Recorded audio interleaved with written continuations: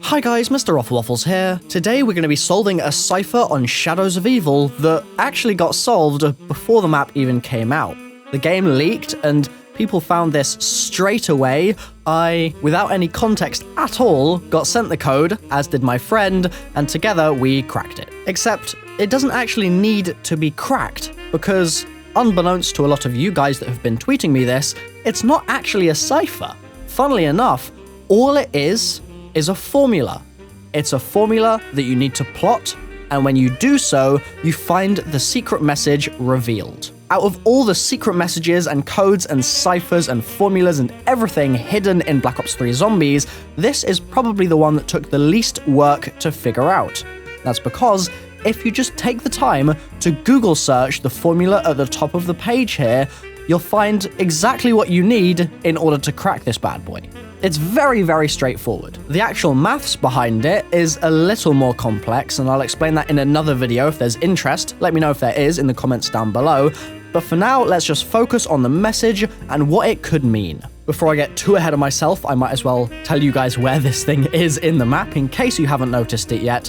If you're going down into the basement, into the subway on Shadows, you're going to go down those stairs and then go towards that sword wall. The one that disappears when you zap the symbols on it and then you get access to the swords. That wall, go towards that, and just to the side of that, there's a Mob of the Dead map. It's a map of Alcatraz. On the table below that, you'll find the code. But it's not a code. I keep calling it a code, I keep calling it a cipher. It's technically not, but it's good to use those words anyway, just because then we at least know what the hell we're talking about. So, secret message time. What does it actually say? Well, when you plot it, like I mentioned, you get the following image. The Formless One will be their downfall. Now, you see the little comma-looking thing after the word one? It's not actually a comma. That is a mistaken bit. It's placed in the wrong spot. And the reason it's there is that somewhere when I was typing out this massive list of numbers, I made a mistake with maybe one or by the looks of it, two of the numbers. And so it's just mapped those particular bits incorrectly. So sorry about that. It actually just says the Formless One will be their downfall with no comma. So a formula just left in the subway for no reason that predicts the fact that the Formless One will be their downfall. Who are they? Whose downfall is being referred to here? We know from other ciphers that although they have discovered the way, Primus will fail. So perhaps the Formless One will be the downfall of Primus? Is that possible? Several of you guys have said to me, MrRoflWaffles, although they have discovered the way, Primus will fail, only the cursed survive. I don't think that those two are linked, but I think that this, the Formless One message, and the other message about Primus could well be. So if the Formless One is going to be the downfall of Primus, despite the fact that they have discovered the way, and from that we can presume that they know what they're doing, their path is the correct one that they need to follow in order to execute their plan correctly and succeed in their mission, but they're going to fail regardless because of the Formless One potentially, well, who is the Formless One? I think that it would be an extremely safe bet to say that the Formless One is none other than the man himself, Dr. Ludwig Maxis. But MrRoflWaffles, that's preposterous. Why on earth would you make that claim? Well, Mr. Maxis himself is formless. He's formless in such a way that we've only ever seen him physically as a human once. Just once. And that wasn't even in real life, it wasn't in person, we weren't standing there with him, we weren't playing as him by any means. We only have an image of him as a human. That's it. We have literally never, ever seen him as a human being other than in this one image. And that, in my opinion, is fairly peculiar. But we can go a step further. We can say that in all the other scenarios we've seen Maxis, whether it be in the Maxis drone, whether it be in the Origins cutscene, whether it be communicating with us in Black Ops 2 Zombies, trying to do those Easter eggs, building the trichotomous system, traveling from map to map, and eventually granting Maxis full control, or Richtofen full control, if that's your preference. In all of those scenarios that I've just mentioned, what is the constant? What is the unerring fact that never changes? I've been going on about this for so many years, and it's so nice that Treyarch have given me even more reason to believe in my cause. Guys, Dr. Maxis only ever communicates electronically. Think about it.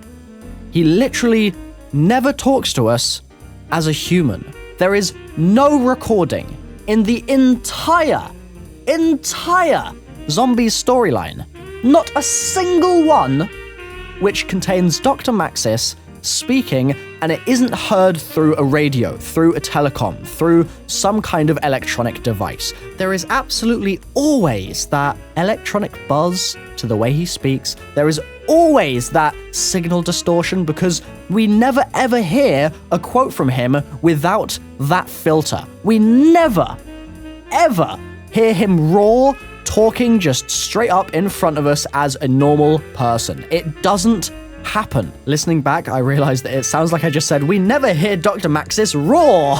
We never hear the man turn into a lion. What's going on? But unfortunately, that's not ever going to happen. But hearing him talk without that filter might do, unless that is inherent to his very character. That is part of his being. Or maybe his lack of being. Let's play a game. At this point, I want you to scroll down into the comments section and look for someone saying, but wait, there's more. MrRoflWaffles, you've forgotten the Maxis drone. If you see anyone saying that, please respond with the following words. You, sir, or madam, are a watermelon. So, let's talk about the Maxis drone now so that nobody thinks I have forgotten it. The Maxis drone is found in Origins. It can do loads of stuff in the map. It can shoot zombies, it can revive you, it can fly, it can talk, it can be part of the Easter egg. It is part of the Easter egg, but I digress. That drone is derived from the brain of Dr. Maxis. It's from his brain and his brain alone. The rest of it is just bits that would make up a quadrotor, basically, but it's got Dr. Maxis' brain in there, and the reason it's there is that Edward Richtofen plops it in there himself. In fact, while Dr. Ludwig Maxis was doing his research with Divinium with 115, this liquidized 115 that he found in France, in Origins, in Bar-le-Duc, where the map is set, that blue clay, one messine, something blue in the earth, not clay, we grew weak, blood turned to ash, liberate tutte de infinis. Do you remember that message, guys? It's all coming together here. Dr. Maxis was doing his research. He was going a little loopy because he was investigating the ancients and started hearing this little girl. He didn't have a daughter at the time, but Samantha made him think that he did. And Richtofen saw, slowly but surely, that despite Dr. Maxis being a father figure to him, he was also going a bit balmy. So Richtofen does what every good friend would do. Richtofen scoops into Maxis' brain, plucks it out of there, and plops it in a metal drone. That said, the stuff I said earlier is still very much the case. We still never hear Maxis talking without that filter, without it being through a radio or something like that. We never ever hear that happen, even when he is in the drone, because in the drone, he's inside a robot. As such, my claim, right at the beginning, that he might be this Formless One is justified, in my mind at least, because of the fact that he's just a brain in Origins, and that's literally the only physical manifestation we've ever seen of him ever in a map, and I just think that it fits just too perfectly. It's so fitting here. Think about it. Dr. Maxis, for literal years and years now, has been an antagonist in the story. From way back in the very beginnings of World at War, do you remember when the storyline was just first taking shape and we knew so little about these characters? Dr. Maxis ended up, from those humble beginnings, blowing up the Earth. This man is not to be trifled with by any means. And now, all of a sudden, he's working with Dr. Richtofen and working with the 04. It's a real change of pace, a real turnaround from what we're used to. He blew up the damn Earth. Why is he suddenly helping to save everybody? It's so weird. We can talk about his intentions and his motivation another time. That's a whole topic in itself. But for now, I just think that it's super strange that we're having this turnaround from him. As such, I think that it would be a perfect tragic storyline if he finally became a good guy, and then, in doing so, was the downfall of the good guys and ruined everything.